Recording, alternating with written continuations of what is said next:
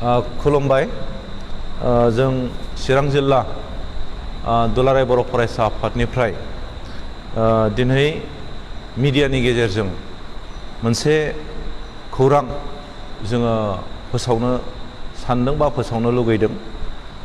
जेनिखि सामथाइबारि national हाइवेनि सेराव बाथौ खेराइ family resort दङ, बिनि बागै जोङो दिनै चिरां जिल्ला दुलाराय बर' फरायसा आफादनिफ्राय जोङो बिथांमोननि जेनिखि सोलिबाय थानाय बिनि फारसे जोङो दिनै बुंनो लुगैदों।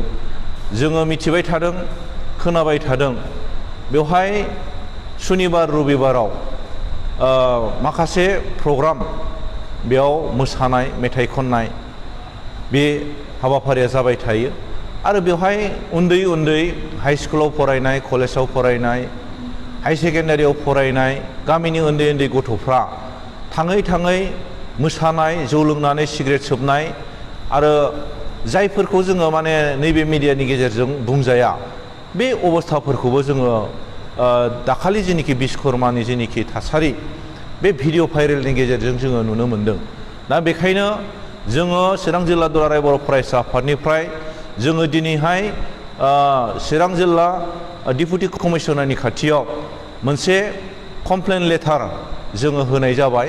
एसपि सारनोबो जोङो होनाय जाबाय आरो बेनिफ्राय जोङो आरो दिनै मोनसे मिथिबोबावबाय, बे रिजर्टआ जे बारनिबो लाइसेन्स गैया, बेखौबो जोङो मिथिनो मोनबाय। आरो जोङो दिनै चिरां जिल्लानि डिपुटि कमिशनारखौ खावलायदों, बे जेनिखि थासारि जाबाय थादों बेखौ थाबैनो बन्द' खालामनानै होनांगौ, बेखौ जोङो खावलायदों। नङाबा थाबैनो जोङो चिरां जिल्लानिफ्राय बे साननै सानथामनि गेजेरावनो मोनसे धरनानि मोनसे हाबाफारि लानाय जागोन आरो जोङो बेखौनो लुगैदों, स्ट्रंलि जोङो खावलायनो लुगैदों, बे रिजर्टखौ जेरैखि जाया बन्द' खालामनांगौ। मानोना खाथियाव थानाय जेनिखि रायजो राजा, इउनिट एबसुनिफ्राय लानानै सानसुमै बिथांमोनहाबो, गामिनि गावबुरा बिथांमोनहाबो थांनानै रिजर्टनि जेनिखि रिजर्टखौ सालायग्रा मानसिफोर बिथांमोनखौबो खावलायहैबाय, साउन्डफ्राबो बिराद बारा जायो होननानै खावलायहैबाय। बेखिनिखौबो बिथांमोना मानियाखै, रावनिबो खोथा खोनासङाखै, जोङो बेखौ मिथिनो मोनदों।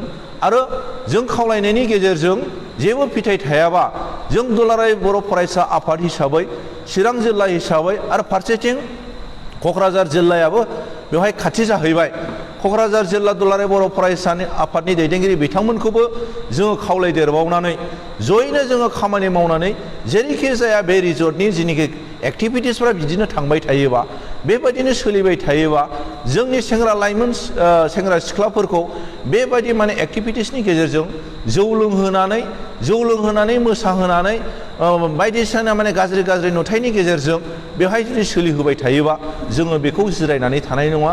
जोङो दुलाराय बर' फरायसा आफाद आरो गुबुन गुबुन आफाद, माहारियारि आफादफोरखौ लोगो नांनानै जोङो बिनि जेरैखि जाया बन्द' खालामनायनि जेनिखि बेबस्था, बेखौ लानाय जागोन। गोजोन्थों।